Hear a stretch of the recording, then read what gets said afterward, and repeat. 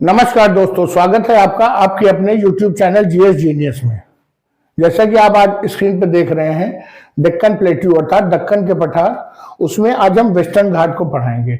जो हमने इस टॉपिक को शुरू किया था, तो जो हमारा सबसे पहला वीडियो था वो था भारत का भौगोलिक विभाजन। और भारत के भौगोलिक विभाजन के बाद हमने 3 लेक्चर्स में नॉर्दर्न माउंटेन्स को पढ़ा अर्थात हिमालय को।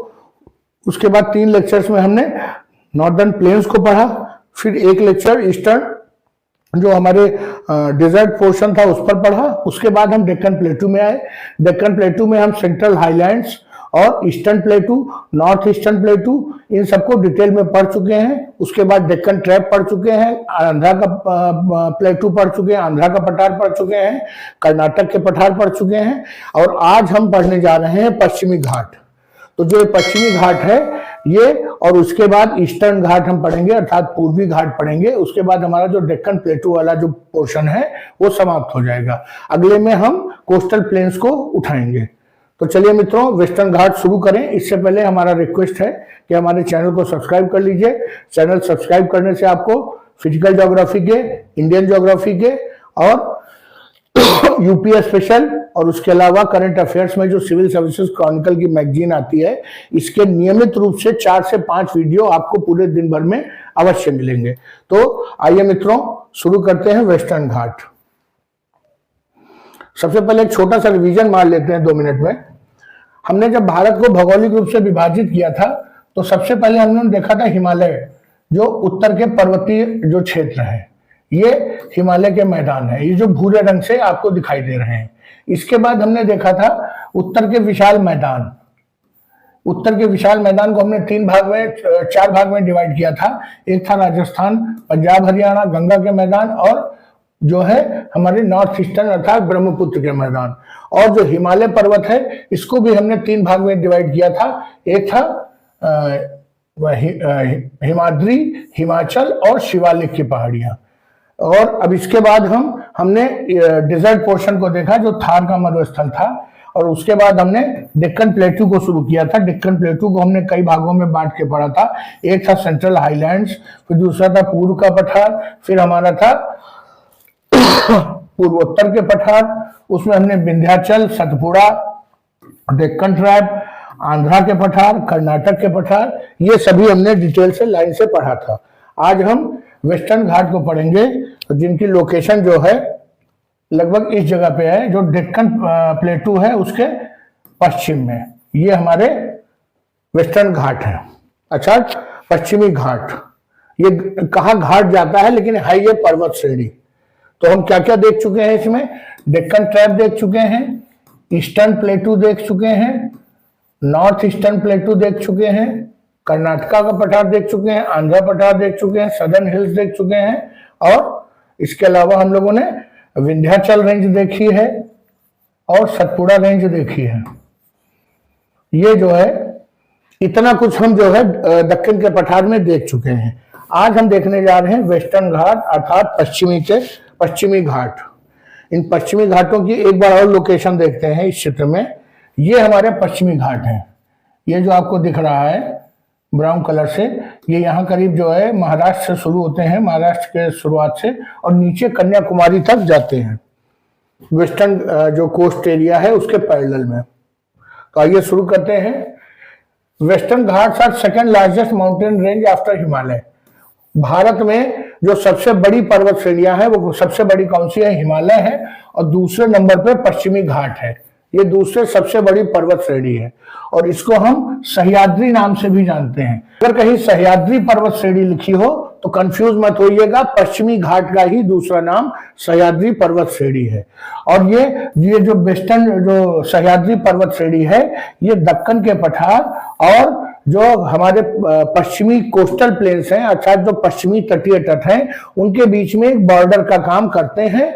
और जो हमारे पश्चिमी जो तटीय जो समुद्र तट है, उसके पैरेलल ये ऊपर ताप्ती नदी से शुरू होते हैं और कन्याकुमारी तक जाते हैं।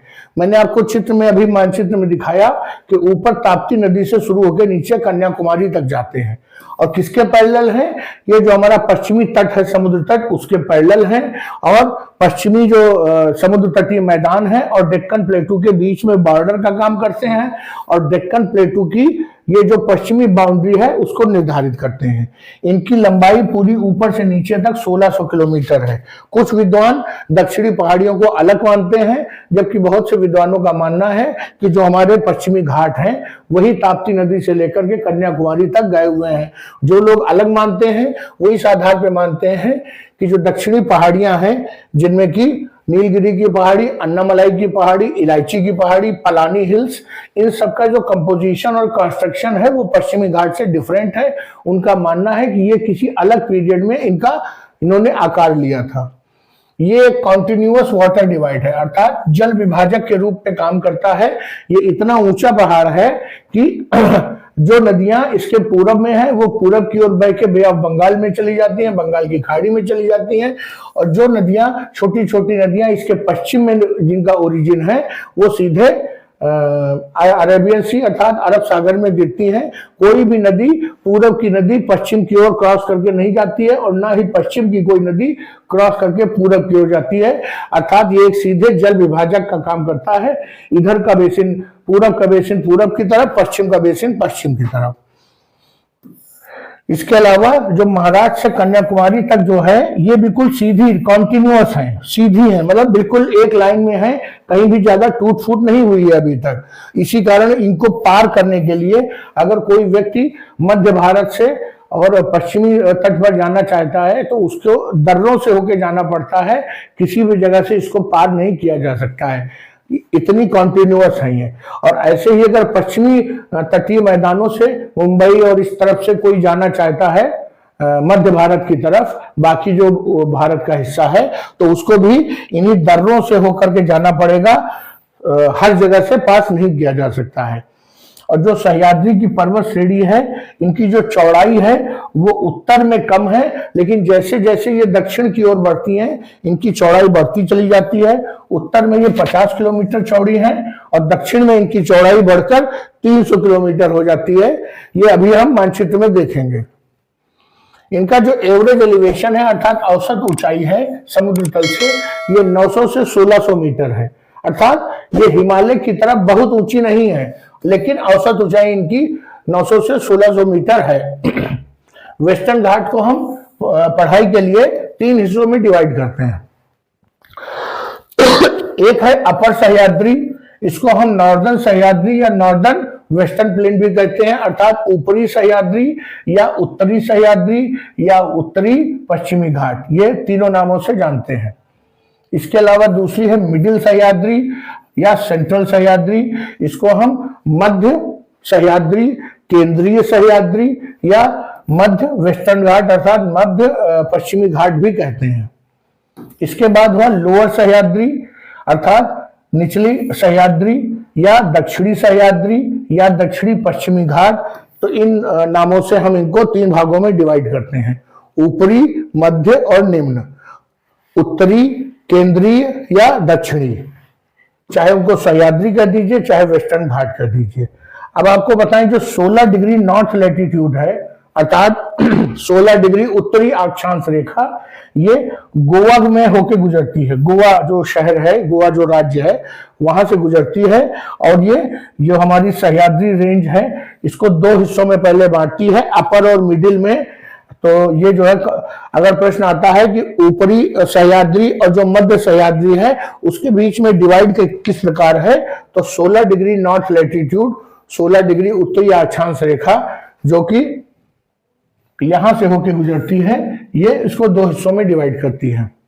और जो मध्य सह्याद्री का हिस्सा है और नीचे निम्न सह्याद्री है, इसके बीच में क्या है, यहाँ पे पाल घाट है। तो इन 3 हिस्सों में डिवाइड करने के लिए जो 2 कारण हैं, वो एक है 16 डिग्री उत्तरी अक्षांश रेखा और दूसरा है नीलगिरी पहाड़ी और अन्नामलाई पहाड़ियों के बीच में पाल घाट।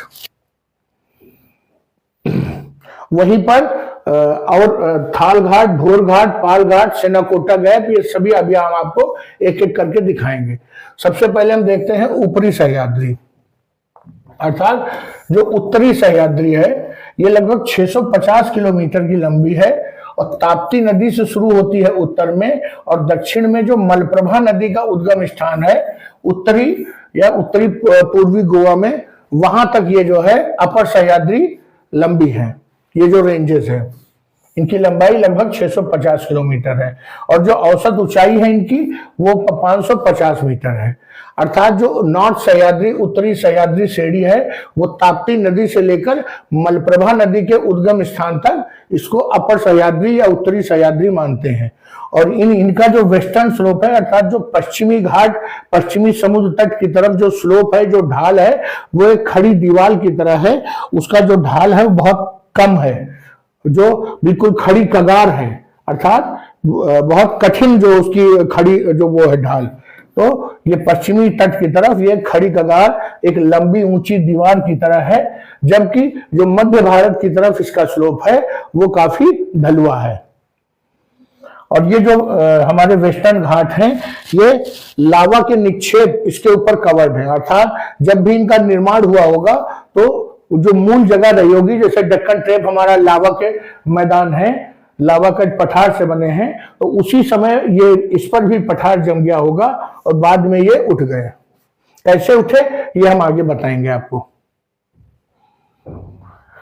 इंपॉर्टेंट पीक्स ऑफ सह्याद्री, जो सह्याद्री पर्वत श्रेणी है इसकी जो मुख्य पहाड़ियां हैं जो मुख्य चोटियां हैं, एक है कलसूबाई। कलसूबाई ये महाराष्ट्र में पड़ती है, 1646 मीटर ऊंची है। दूसरी साल्हेर की पहाड़ी है, 1567 मीटर ऊंची है। और उसके बाद महाबलेश्वर की पहाड़ी है, 1424 मीटर ऊंची। ये जो मैंने आपको नाम बताए, कलसू की पहाड़ी, साल्हेर की पहाड़ी और महाबलेश्वर की पहाड़ी, ये नॉर्थ से साउथ मैंने आपको लगातार बताया है। ये प्रश्न आ चुका है। चूंकि ये पूरा जो अपर सह्याद्री रेंज है वो महाराष्ट्र से गोवा तक है, इसलिए तीनों जो श्रेणियां हैं ये शिखर ये महाराष्ट्र में पड़ते हैं। और जो कलसूबाई है ये महाराष्ट्र की सबसे ऊंची चोटी है कलसूबाई, और काफी पॉपुलर पिकनिक स्पॉट भी है। इसके अलावा जो अपर सह्याद्री की जो पर्वत श्रेणी है इसमें 2 दर्रे भी हैं। मैंने आपको बताया कि पश्चिमी घाटों को केवल दर्रों के माध्यम से ही पार किया जा सकता है, और ये जो हमारा पश्चिमी तटीय मैदान है उनके और मध्य शेष भारत के बीच में कनेक्शन स्थापित करते हैं। तो पहला जो दर्रा है भोर घाट और थाल घाट, ये 2 दर्रे हैं। इनके बारे में भी आगे जानते हैं, पहले चित्र में देख लें। ये देखिए ये थाल घाट है, ये भोर घाट है। ये दर्रे वो स्थान है जहां पर ये पहाड़ियां टूटी हुई हैं, और टूटे होने के कारण जितने भी रास्ते हैं वो इसी से आते जाते हैं। इसी में सड़क मार्ग है, यहीं से ट्रेन मार्ग है। इसके अलावा एक दर्रा नीचे नीलगिरी और अन्नामलाई पहाड़ियों के बीच में है, उसे पाल घाट कहते हैं। और अन्नामलाई और कार्डमम हिल्स के बीच में यहां पर एक सेनाकोटा दर्रा है। इस जगह पे ये सेनाकोटा दर्रा है, यहां पर पाल घाट है। तो ये चारों दर्रे मैंने आपको लोकेशन में दिखा दिए हैं। अब आइए देखें भोर घाट। भोर घाट जो है मुंबई से कलकत्ता को जो हाईवे जाता है वो भोर घाट से होकर गुजरता है, और यहीं से मुंबई कलकत्ता की ट्रेन लाइन भी गुजरती है। और जो थाल घाट है ये मुंबई से पुणे को रास्ता जाता है हाईवे। ऐसा नहीं है कि पुणे के आगे ये रास्ता कहीं जाता नहीं है, जाता ये आगे भी है, लेकिन जो मुख्य शहर पहले पड़ते हैं उन्हीं की बात हम करते हैं। तो मुंबई से कलकत्ता ये भोर घाट, और थाल घाट मुंबई से पुणे। इस पर क्वेश्चन आ चुका है कि थाल घाट किन 2 शहरों को कनेक्ट करता है, भोर घाट किन 2 शहरों को कनेक्ट करता है, इसलिए मैंने आपको ये बता दिया। बीच में है केंद्रीय सह्याद्री या मध्य सह्याद्री। ये कहां से शुरू होती है, जहां से वो नॉर्थ सह्याद्री खत्म हुई थी वहां से मध्य सह्याद्री शुरू हो जाती है। ये मलप्रभा नदी का जो ओरिजिन था गोवा में, वहां से शुरू होता है और कहां तक जाता है, पाल घाट तक जाता है। पाल घाट से जो है लोअर सह्याद्री शुरू हो जाता है।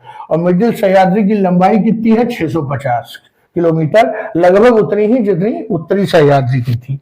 पाल घाट के बाद जो लोअर सह्याद्री है वो चौड़े होने शुरू हो जाएंगे। मैंने अभी पिछली स्लाइड में बताया था कि ऊपर इनकी चौड़ाई 50 किलोमीटर है, जैसे जैसे नीचे आएंगे इनकी चौड़ाई 300 किलोमीटर के आसपास हो जाती है।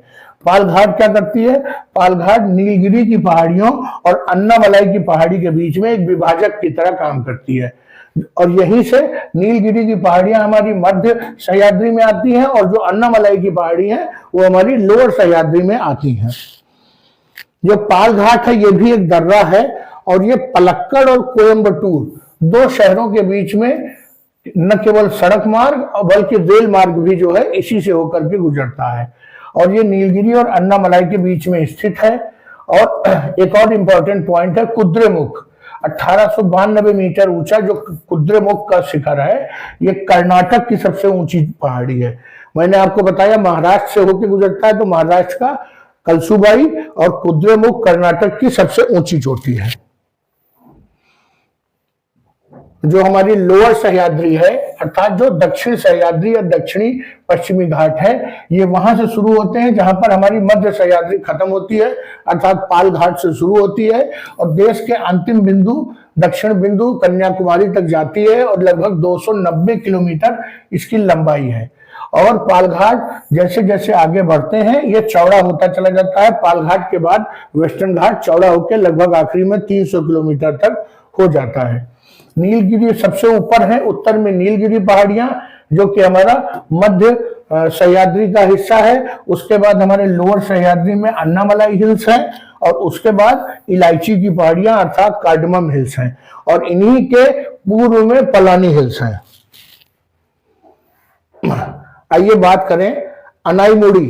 अनाईमुड़ी शिखर जो है ये जो है दक्षिण भारत का सबसे ऊंचा शिखर है और ये केरल के एर्नाकुलम जो जगह है वहां पर उस जिले में पड़ता है और ये दक्षिण भारत का सबसे ऊंचा शिखर होने के कारण इसको दक्षिण भारत का एवरेस्ट नाम से भी जानते हैं। और ये कहाँ पे है? जहां पे Annamalai hills, Palani hills, cardamom hills, इन तीनों का जो ट्राई जंक्शन है वहां पर ये अनाईमुड़ी की पहाड़ियां हैं। आपको बता दें कि जब दो या दो से अधिक पर्वत श्रेणी एक जगह पे टकराती हैं तो वहां पे जब वो एक दूसरे को ढकेलती हैं तो होता क्या है कि एक फोल्ड उत्पन्न होता है और वो जो बीच का हिस्सा है वो अन्य जो पर्वत श्रेणियां शिखर हैं उनकी अपेक्षा कुछ ज्यादा ऊपर उठ जाता है। और यही चीज अनाईमुड़ी के साथ हुआ कि जब कार्डमम हिल्स और अन्नामलाई हिल्स और पलानी हिल्स एक जगह पे आपस में आके मिली तो वहां पर बीच का हिस्सा कुछ ज्यादा उठ गया तो ये बन गई अनाईमुड़ी पीक। अनाईमुड़ी पीक का लोकल भाषा में जो अर्थ है वो है हाथी का सिर। चूंकि इसका जो ऊपरी हिस्सा है जो इसका शिखर है वो हाथी के सिर के आकार का है इसलिए इसे हाथी का सिर या अनाईमुड़ी कहते हैं। मूड़ी तो आप समझ सकते हैं, हिंदी में देहाती भाषा में मूड़ी गार्ड सर होता ही है और अनाई गार्ड तो हो सकता है वहां पे हाथी हो। और इसी जगह पे जहां यह अनाईमुड़ी है यहाँ पे वेस्टर्न घाट और ईस्टर्न घाट भी एक दूसरे से मिलते हैं क्योंकि जो नीलगिरी की पहाड़ियां हैं ये वेस्टर्न घाट का हिस्सा है, वहीं पर जो अनाईमुड़ी है वो अन्नामलाई वो भी वेस्टर्न घाट का हिस्सा है, लेकिन जो पलानी हिल्स हैं वो ईस्टर्न घाट की तरफ से आकर के मिलती हैं इसलिए इसको वेस्टर्न घाट और ईस्टर्न घाट का जंक्शन भी कहते हैं। अन्नामलाई, नीलगिरी और पलानी हिल्स का जंक्शन भी यही है। इसके अतिरिक्त इस क्षेत्र में एक सेनाकोटा गैप भी है, सेनाकोटा दर्रा इसे कहते हैं, जो तिरुवनंतपुरम केरल की राजधानी से मदुरई तक का जो रास्ता है वो इसी सेनाकोटा गैप से होके जाता है और यहीं से रेलवे लाइन भी जाती है और सड़क मार्ग भी जाता है। और सेनाकोटा गैप कहाँ है? ये अन्नामलाई हिल्स और कार्डमम हिल्स को अलग करता है। ऊटी जो शहर है, जो हिल स्टेशन है, उसको पश्चिमी घाट की रानी कहा जाता है। ये प्रश्न आ चुका है एक बार। यहां से निकलने वाली जो प्रमुख नदियां हैं वो गोदावरी, भीमा और कृष्णा नदी है, जो ये तीनों नदियां बे ऑफ बंगाल में जाके मिल जाती हैं। और इसके अलावा ये तीनों नदी एस्चुरीज बनाती हैं। एस्चुरीज का मतलब होता है खाड़ी। खाड़ी का मतलब आप समझ सकते हैं कि ये नदी यहां से चली और यहाँ पे इसने ऐसे इस प्रकार से एक ऐसे रास्ता बनाया जिसमें समुद्र का पानी अंदर आकर के मीठे पानी में मिल जाता है, उसे खाड़ी कहते हैं। ये नदी के मुहाने पे बनता है। इसके अतिरिक्त एक और इम्पोर्टेंट पॉइंट है जो स्लाइड में नहीं है कि 2012 में जैव विविधता को ध्यान में रखते हुए विश्व विरासत स्थल घोषित किया जा चुका है पश्चिमी घाटों को। क्यों? क्योंकि एक तो ये पर्वतीय क्षेत्र है, इसलिए अपना एक इसका अलग पारिस्थितिकी तंत्र है, और इसके अलावा ये बहुत ज्यादा बारिश होती है। जो पश्चिमी मानसून आता है वो सबसे पहले यहाँ पर जोरदार बारिश करता है, लगभग प्रतिदिन यहाँ बारिश होती है। तो इसलिए यहाँ पर सदाबहार जंगल है और बहुत अच्छा जैव विविधता पाई जाती है, इसलिए इसे विश्व विरासत स्थल 2012 में घोषित किया गया था। तो मित्रों, पश्चिमी घाट पर इतना ही प्रश्न बनते हैं, इससे ज्यादा बाहर कहीं नहीं आता है। तो मैंने लगभग पश्चिमी घाट के बारे में आपको सब कुछ बता दिया, सभी ऊंची चोटियां, सभी जो नदियां हैं, सभी दर्रे बता दिए, और इसके अलावा आपको मैंने मैप में दिखा दिए कहाँ कहाँ क्या क्या है। मित्रों, वीडियो को समाप्त करता हूं। हमारा कंटेंट अच्छा लगा हो, पढ़ाने का तरीका अच्छा लगा हो तो चैनल को सब्सक्राइब करिए, वीडियो को लाइक करिए। और अब इसके बाद जो अगला पार्ट आएगा इंडियन ज्योग्राफी में, वो हम जो पूर्वी घाट जिन्हें कहते हैं। तो चलिए मित्रों, वीडियो को समाप्त करते हैं। धन्यवाद।